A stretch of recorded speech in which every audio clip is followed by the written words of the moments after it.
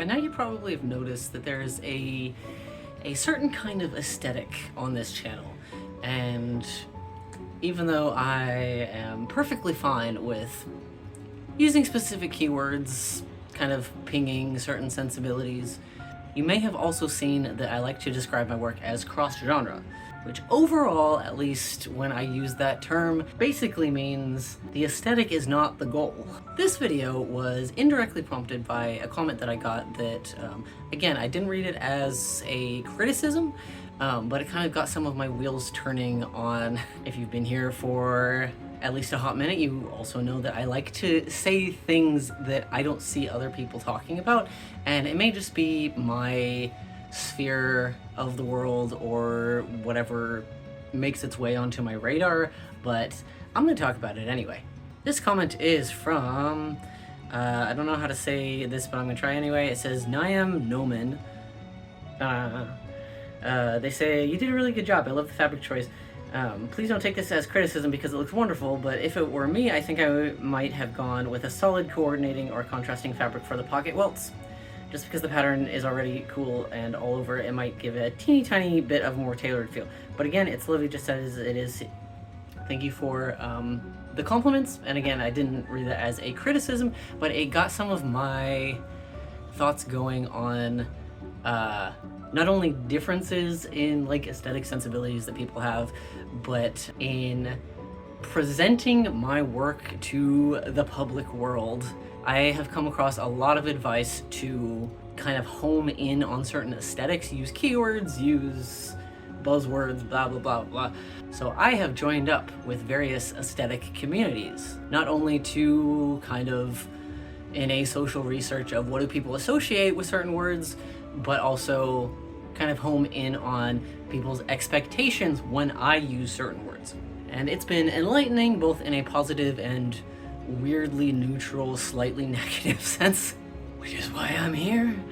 So I'm here to talk about when to abandon using your aesthetic as your sense of identity, and how to tell the difference between really, really liking an aesthetic or liking how it makes you look. And a while ago I said I was gonna be trying to be more positive on this channel, but it's the people who are going to hear this as nothing but negativity are not the people who are ready to think harder about why they identify with something, or at least to like pull it open and see what makes their motivations tick.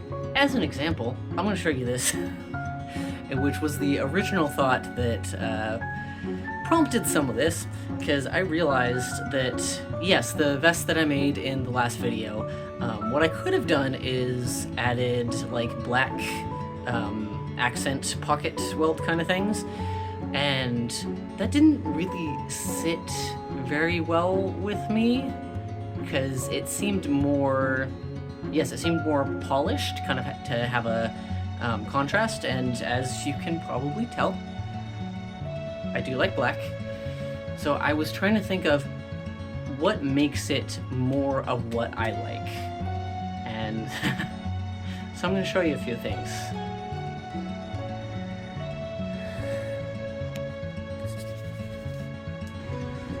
Obviously, this is what I was just wearing in the last over there. This is super, super easy. A lot of the times when I'm doing in-person events, I have very colorful items, and I try to compliment people on their choice of color. I see a lot of people with rainbow, let's put it that way.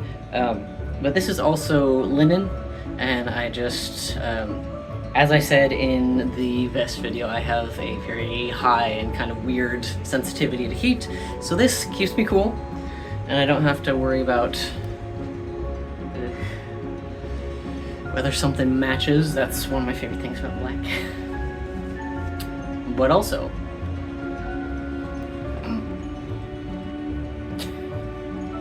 this is more what I was thinking when I was trying to examine a little bit more of why I liked the welt pockets matching rather than a contrast fabric, and then I realized I love a good black suit, which I don't actually own. I will make one day, but I also like kind of calculated chaos. Gimme what I just...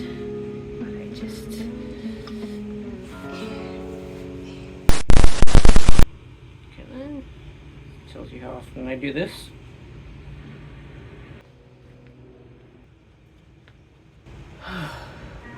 And also what I feel like is my third main go-to and such. Like when people invite me to a wedding who actually like me. Now you have had the primer of where I'm coming from.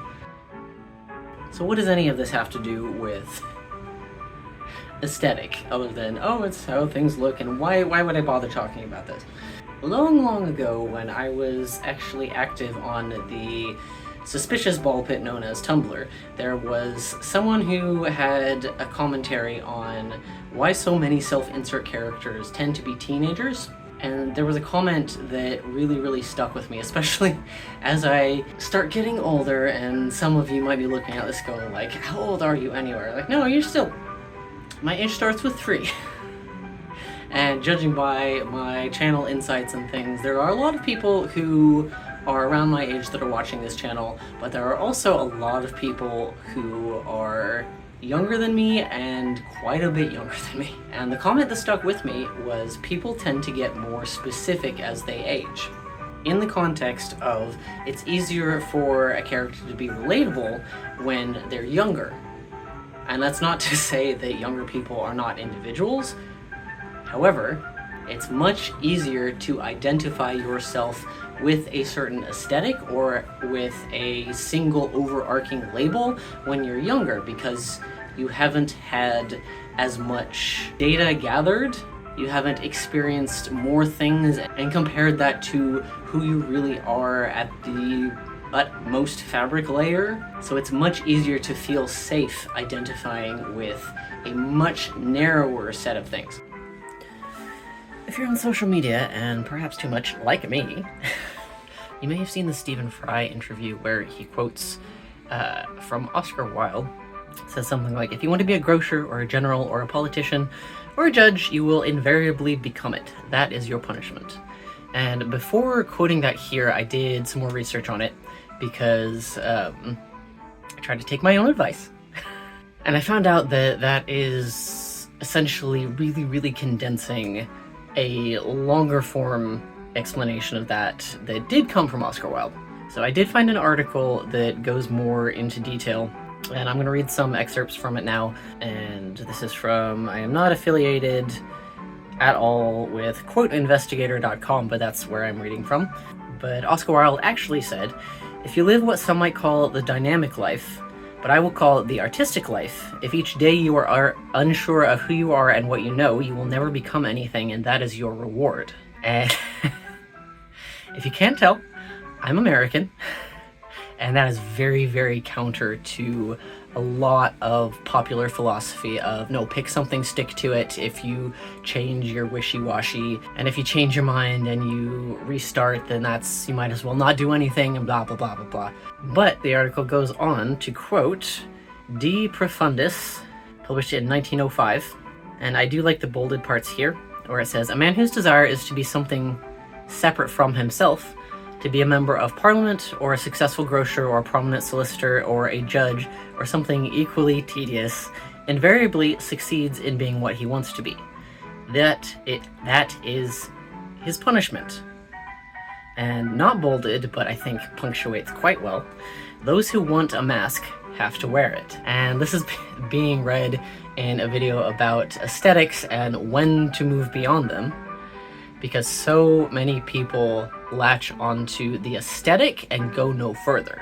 I would adapt that quote to say more like, those who achieve the aesthetic and have no further goals are no longer growing. While aesthetic can be introductory for a lot of people, and it definitely was for me, I was and am a Halloween kid. It introduced me to concepts through storytelling in a certain visual medium.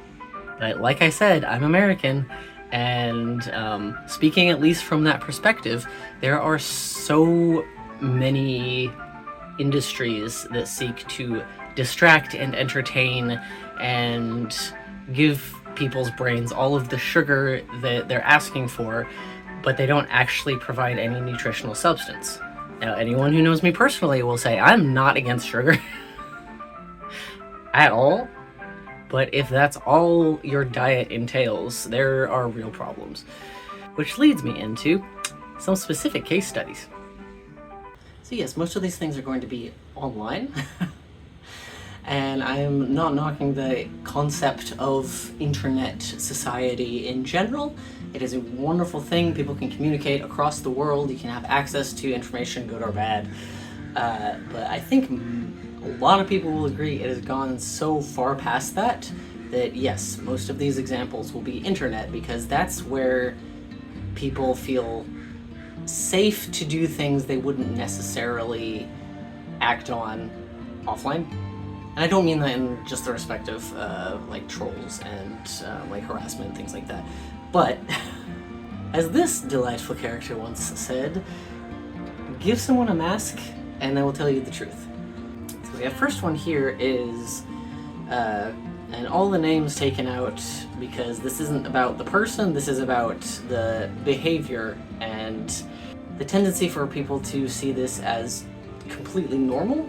Where this person is saying, if you like graveyards, Halloween, horror movies, and goes on along down the list, then says, we can definitely be friends.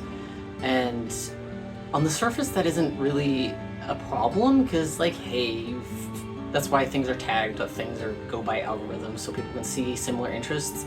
But this idea that if you like the same things, then you're necessarily going to be friends, that's people asking for friendship based on similar interests rather than shared values.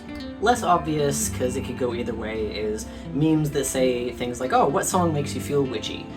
And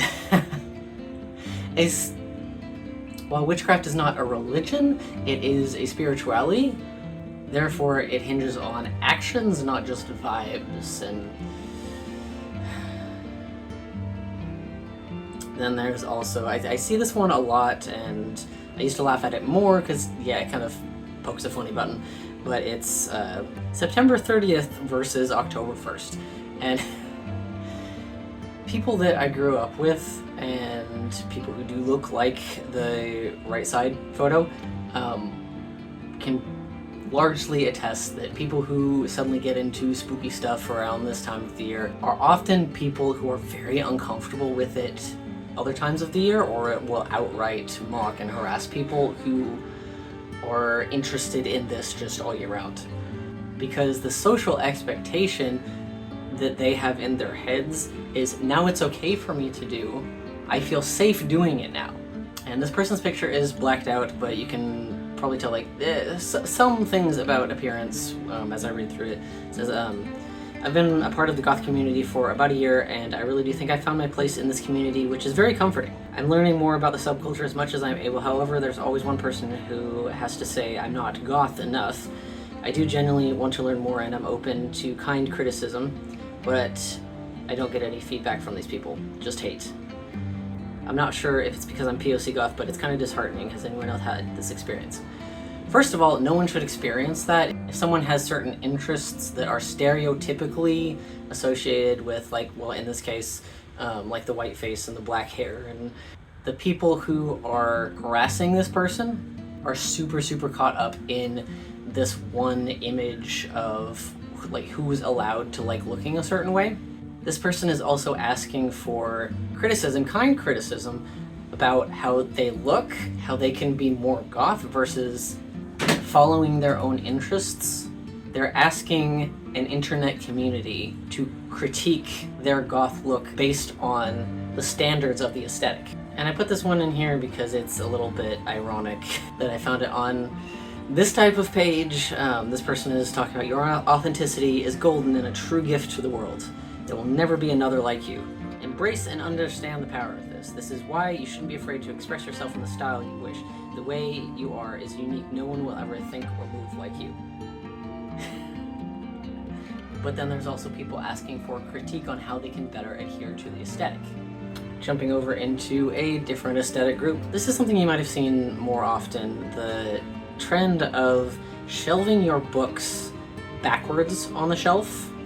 so that it looks better, so it's more cohesive. And a lot of that is the vibe of what I'm talking about, the how it looks versus what it is.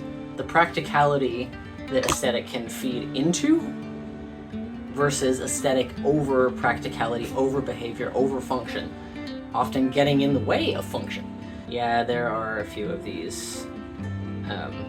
Yeah, and as I was taking screenshots of these dark academic whatever vibes, I realized that most of the book aesthetic kind of stuff is from the admin of this group. A pen and a watch, and the pen is writing in a book because it fits the vibe, but why are you doing that? There are no other like notes or anything, it's just the pen held up against the book because it looks nice. Then we have trying to organize my fall to be read pile. What are the fall must-reads? And then there's aesthetic photos of somebody's bookshelf. And then we have, hey everyone, I have a serious yet silly question. I can give this person credit for acknowledging it's a little bit silly, but it still plugs into this idea of, well, the question is, do you know of any dark academia themed coffee and or tea that I can buy?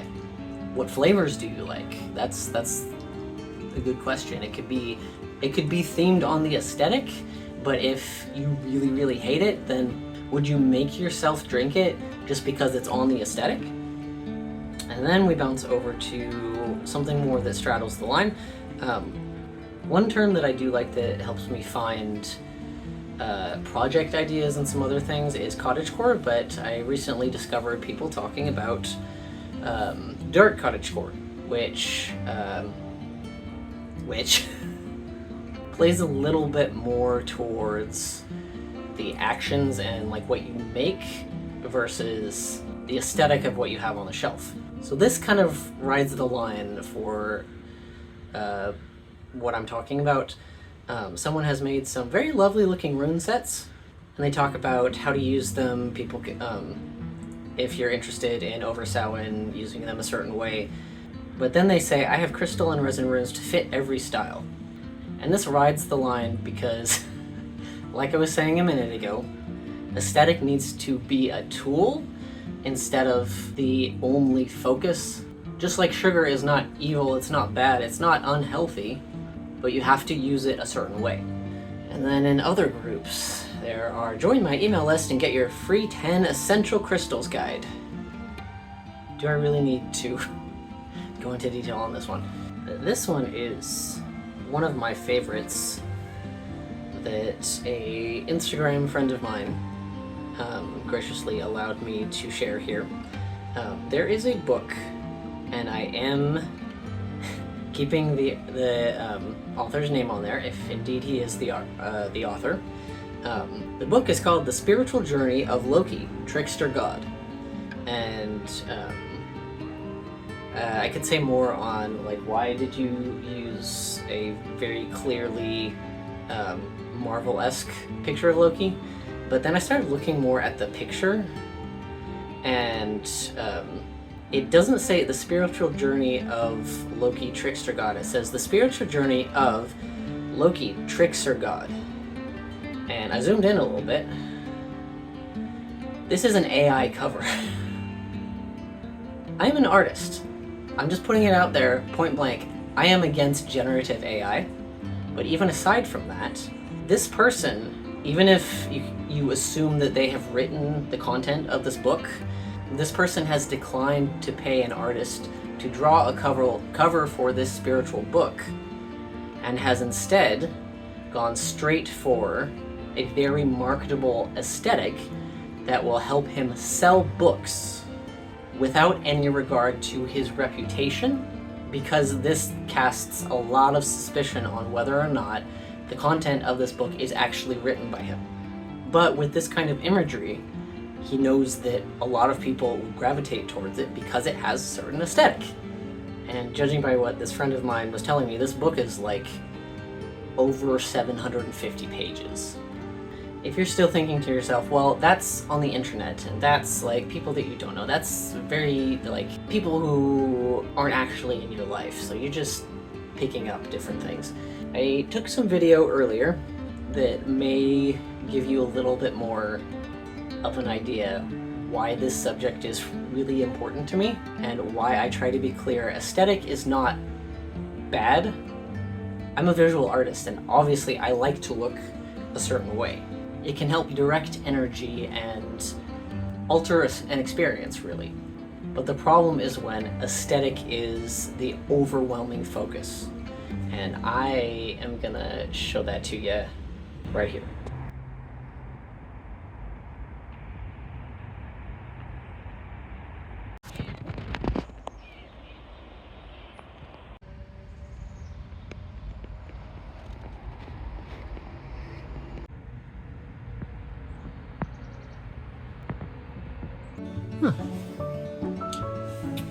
Alright, so here I am back in my aesthetic space. And because I've been talking so much about, like, do something with it, your aesthetic doesn't have to match, like, socially acceptable, like, you can like heavy metal music and dress like a Studio Ghibli character, that's fine, but are you wanting to feel safe? Is that why you're choosing a certain aesthetic? Why you're asking other people to adjust it for you? Or is it something that you are naturally drawn towards, something that makes you happy, something that gives you energy? So let me make a unicorn. This is an origami pattern made by the artist Joe Nakashima, and I thought it was lovely, so I was going to attempt it. And I will also put in a link I'll also put in a link down there if you'd like to try it for yourself, but I would love to also see other things that this video might have encouraged you to take initiative on, or some reason. It doesn't have to be like this big profound reason, but some reason that you choose to utilize the aesthetic that you do.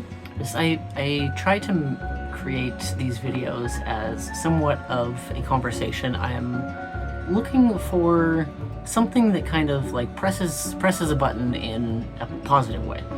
And so let me see, this is what I shall be attempting.